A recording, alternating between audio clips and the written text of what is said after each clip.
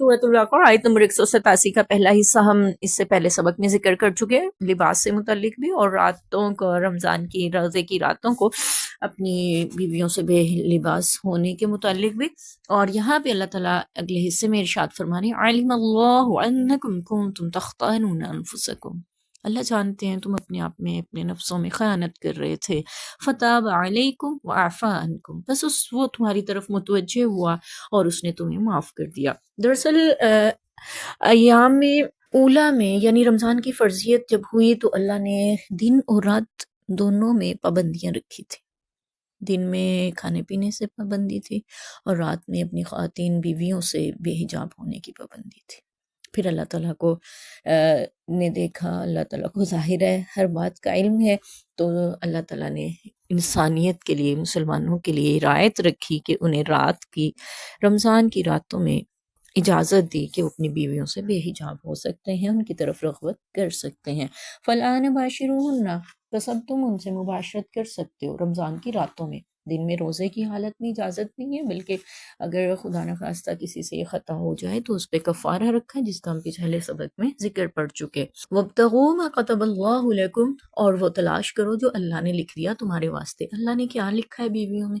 अजर रखा है तुम्हारे लिए। बीवियों से सोहबत करने में अल्लाह ने अजर रखा है। नबी पाक सल्लल्लाहु अलैहि वसल्लम ने जब इस तरह से इरशाद फरमाया सहाबा के बारे में, सहाबा इकराम खुशी से झूम उठे और अल्लाहु अकबर का नारा उनकी जुबान से निकला कि अल्लाह हमें अजर देते हैं। इतनी बड़ी खुशनसीबी, हम तो अपनी, अल्लाह के रसूल अपनी ख्वाहिश पूरी करने के लिए बीवियों की तरफ रग़बत करते हैं।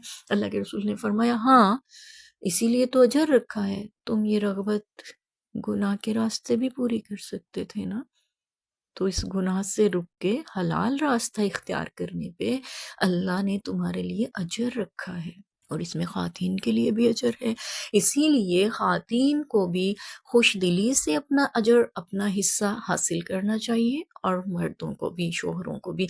और यहाँ पे ये अलग बात है किसी को कोई उज़र लाहिक हो तो वो बता सकते हैं, जैसे कोई थकन है, बीमारी है, शरई उज़र हैं जिनकी वजह से मुमकिन ना हो, वो अलग एक मज़मून है।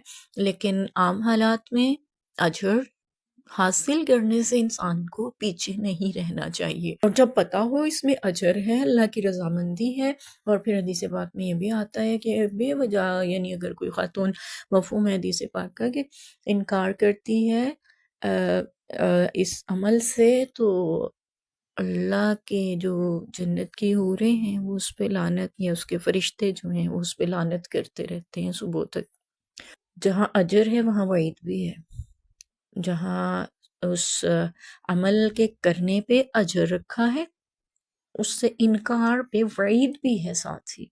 हमें इसका भी पता होना चाहिए। पहली बात तो ये कि अल्लाह ने जो अजर रखा है वो तलाश करो, और दूसरा अल्लाह ने जो तुम्हारे लिए औलाद लिखी है उसे तलाश करो। हर किसी को औलाद की रग़बत होती है, वो चाहते हैं कि उसकी औलाद हो, नस्ल आगे बढ़े, फले फूले। ये फितरत में इंसान के रख दिया गया है। ऐसा नहीं है कि औलाद की कोई कमाई खानी होती है, बुढ़ापे में सहारा बनना होता है, ये सारी बातें दूसरे दर्जे पे आ जाती हैं। असल में अल्लाह ने फितरी तौर पे औलाद की कशिश, औलाद की तलब इंसान की फितरत में रखी है। क्या पता बूढ़े होना है या पहले ही दुनिया से चले जाना है, तो ये तो अल्लाह के इल्म में है, लेकिन औलाद की तलब होती है जवानी उम्र में, ख़ास तौर पे बुढ़ापे में भी होती है। हम देखते हैं कि हज़रत ज़िक्रिया अलैहिस्सलाम, हज़रत इब्राहीम अलैहिस्सलाम जैसे जलीलुल क़द्र अंबिया इकराम, जद्दुल अंबिया हैं हज़रत इब्राहीम अलैहिस्सलाम, औलाद नहीं है ना, झोली फैला दी रब की बारगाह में। नबूवत से बड़ा भी कोई मनसब हो सकता है, इतने बड़े मनसब पे फायज होते हुए भी कह रहे हैं रब्बी हबली मिनस सालिहीन, अल्लाह कोई नेक वारिस दे देना, कोई बेटा दे देना। पता चला कि औलाद की रग़बत, औलाद की तलब इंसान की फितरत है, अंबिया इकराम की फितरत है, और हमें इसमें कोई आर महसूस नहीं होना चाहिए। अल्लाह ताला ने फरमाया फिर तुम उनसे मुबाशरत करके वो अजर भी हासिल कर सकते हो, औलाद भी हासिल करो जो अल्लाह ने तुम्हारी मुकद्दर में लिख दी है। यहाँ से ये भी पता चला कि मुकद्दर में लिखी हुई चीज़ों को भी हासिल करना पड़ता है। जी, तो अल्लाह ताला हमें, हमारे लिए नेक व सालिह औलादें हमें नसीब फरमाएं, इनका हसूल हमारे लिए आसान बनाएं, परेशानियों से बचाएं इस राह में आने वाली। بہت سے مسائل اولاد کے حوالے سے پیدا ہو جاتے ہیں. اللہ تعالیٰ صحت و سلامتی عطا کریں اولاد کو بھی والدین کو بھی، آمین. ساتھ ہی اللہ نے ذکر فرمایا وَكُلُوا وَاشْرَبُوا، اور کھاؤ پیو حَتَّى يَتَبَيَّنَ، یہاں تک کہ ظاہر ہو جائے لکم تمہارے لیے خیط الابیض سفید دھاگا من الخیط الاسود کالے دھاگے سے من الفجر فجر کے وقت تک. اس ساری رات تم کھا پی سکتے ہو جتنا چاہو جب تک چاہو، کھاتے پیتے رہ سکتے ہو، سو سکتے ہو، اٹھ سکتے ہو، جاگ سکتے ہو، جو تمہارا دل چاہے نیک عمل اچھے کام کر سکتے ہو. کھانے پینے سے متعلق بھی کوئی پابندی نہیں ہے، ہاں جب تک فجر کی دھاگا جو ہے وہ سیاہ دھاگے سے سفید دھاگا ظاہر نہ ہو جائے. اب عدی بن حاتم رضی اللہ عنہ کا یہاں پہ واقعہ بھی ذکر ہوتا ہے تفاسیر میں کہ وہ آئے تو آ کے عرض کرنے لگے اللہ کے رسول میں تو صبح تک کھاتا پیتا رہا یہاں تک کہ میں نے سفید دھاگا اور سیاہ دھاگا اپنے تکیے کے نیچے رکھا ہوا تھا، ان کو دیکھتا رہا، یا بعض روایت میں ہوتا ہے اپنے پاؤں کے انگوٹھوں پہ باندھا ہوا تھا، لیکن مجھے تو کوئی فرق محسوس نہیں ہوا. دراصل ان دنوں میں گھروں میں لائٹیں تو ہوتی نہیں تھی، لائٹ بجلی کا انتظام نہیں ہوتا تھا، صحنوں میں بیٹھ کے تو وہ کھا رہے ہوتے تھے. تو اب رات کا اندھیرا صبح کے اجالے میں کب بدلے کب پتہ چلے کیسے سمجھ میں آئے، تو انہیں نہیں پتہ چل رہا تھا سفید اور سیاہ دھاگے میں کوئی فرق ہی نہیں محسوس ہو رہا. تو آپ صلی اللہ علیہ وسلم سے آ کے جب یہ واقعہ ذکر کیا تو آپ مسکرائے، فرمایا دی تمہارا تکیہ تو بہت بڑا ہے. حدیث کا مفہوم ہے، آپ نے فرمایا دی تمہارا تکیہ تو بہت بڑا ہے کہ سفید دھاگا اور سیاہ دھاگا اس کے نیچے آ گئے. حالانکہ یعنی اس سے مراد یہ تھا کہ جب رات کے اندھیرے سے صبح کی روشنی پھوٹتی ہے تو وہ ایسے محسوس ہوتا ہے جیسے ایک دھاگا ظاہر ہو رہا ہے سفید رنگ کا. تو یہ مراد تھا فجر کے وقت ایسا ہوتا ہے. تو ہمیں تو چونکہ ہم بند گھروں میں ہوتے ہیں، کھلے صحنوں میں نہیں سوتے ہیں، آسمان کو اس طرح سے نہیں دیکھ پاتے، اس لیے ہمیں اس بات کی سمجھ کم ہی آتی ہے.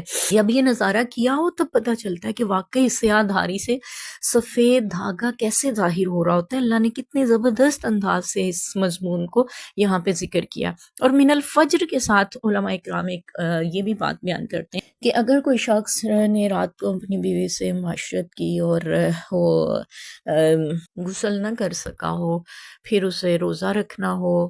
اب جیسے خواتین کے لیے بھی ایسا مسئلہ ہو سکتا ہے کہ اگر وہ سحری بنائیں غسل نہیں کر پاتی، غسل کرنے جائیں تو سحری دیر سے ہو جائے گی، بنائیں گی کیسے؟ تو ان کے لیے گنجائش یہ ہوتی ہے کہ وہ فجر تک کے اس مفہوم سے فائدہ اٹھا سکتی ہیں، وضو وغیرہ استنجا وغیرہ کرنے کے بعد اپنی سحری بنا سکتی ہیں، اور پھر سحری کرنے کے بعد غسل کر کے فجر کی نماز ادا کر سکتی ہیں. یہ مراد لیا جاتا ہے. بہرحال غسل میں جلدی کرنی چاہیے، خاص طور پہ رمضان میں تو زیادہ جلدی اور اہتمام کرنا چاہیے. اللہ تعالیٰ توفیق دیں. بسا اوقات کبھی کبھار اگر ہو جائے تو اس گنجائش پہ بھی عمل کیا جا سکتا ہے، واللہ اعلم. اگلے حصے میں اللہ تعالیٰ نے فرمایا ثم اتموا الصیام الی اللیل، پھر روزے کو پورا کرو رات تک، ولا تباشرہن، اور بالکل مباشرت نہیں کرو گے، وانتم عاکفون فی المساجد، جب تم مسجدوں میں اعتکاف کیے ہوئے ہوں. یعنی اعتکاف کی حالت میں مباشرت کی نہ دن میں اجازت ہے نہ رات میں اجازت ہے، یعنی بیویوں سے نہیں آپ مباشرت کر سکتے ہیں اعتکاف کی حالت میں. اور یہاں سے فی المساجد کا لفظ ہے، اس سے یہ لیا جاتا ہے کہ اعتکاف مسجد میں ہی ہوتا ہے، گھروں میں اعتکاف نہیں ہوتا. گھر میں اگر کوئی اعتکاف کرتی ہے خواتین تو وہ عبادت کا اجر تو پاتی ہیں، اعتکاف کی فضیلت وہ نہیں حاصل ہو سکتی، واللہ عالم. کیونکہ صحابیات اور ازواج مطہرات مسجد میں ہی اعتکاف فرماتی تھیں. تلک حدود اللہ فلا تقربوها، اللہ فرما رہے ہیں یہ اللہ کی حدیں ہیں، ان کے قریب بھی مت جاؤ. یعنی دن میں روزہ ہے نا، اللہ کی حد میں ہیں آپ، اور رات میں اگر مسجد میں اعتکاف میں ہیں آپ، پھر بھی اللہ کی حدوں میں ہیں آپ. تو یہاں پہ جو اللہ نے پابندیاں لگا دی ہیں ان پہ پورا اتریں، یہ اللہ کی حدیں ہیں، ان کے قریب نہیں جائیں. کذالک یبین اللہ آیاتہ للناس لعلہم یتقون، ایسے ہی اللہ تعالیٰ اپنی آیتیں کھول کے بیان کرتا ہے لوگوں کے لیے تاکہ وہ متقی بن جائیں. روزے کا مقصد تقوی، اور یہاں پہ سارے ان اعمال کا مقصد تقوی. تقوی کیا ہے؟ گناہوں سے بچنا. آپ یہ سارے کام کریں گے نا، روزہ رکھیں گے، گناہوں سے بچیں گے، غیبت سے بچیں گے، جھوٹ سے بچیں گے، چغلی سے بچیں گے، فضول بولنے سے بچیں گے، گانے بجانے، فلمیں دیکھنے، ڈرامے دیکھنے، اپنی نظر کی حفاظت کریں گے، ہاتھوں کے، پیروں کے، آنکھوں کے، زبان کے، کانوں کے گناہوں سے، دل کے گناہوں سے بچائیں گے خود کو، تو متقی بن جائیں گے نا. روزے میں ہے نا، اعتکاف کریں گے تو پھر حلال ان کاموں سے بھی رکیں گے جن سے اللہ نے منع کر دیا، اللہ کی حدوں کا خیال رکھیں گے، ان کی حدود کی حفاظت کریں گے، تب بھی آپ میں تقوی پیدا ہوگا. روزے کا مقصد بھی تقوی، اللہ کی حدود کی حفاظت کرنے کا مقصد بھی تقوی ہے. ہر نیک عمل پہ آپ نظر ڈالتے جائیں، آپ کو مقصد تقوی ہی نظر آئے گا۔ ہر نیک عمل آپ کو گناہ سے بچاتا ہے۔ اللہ ہمیں زیادہ سے زیادہ نیکیاں کرنے والا بنائے اور زیادہ سے زیادہ گناہوں سے بچ کر متقی بن کر زندگی گزرنے والا بنائے، آمین۔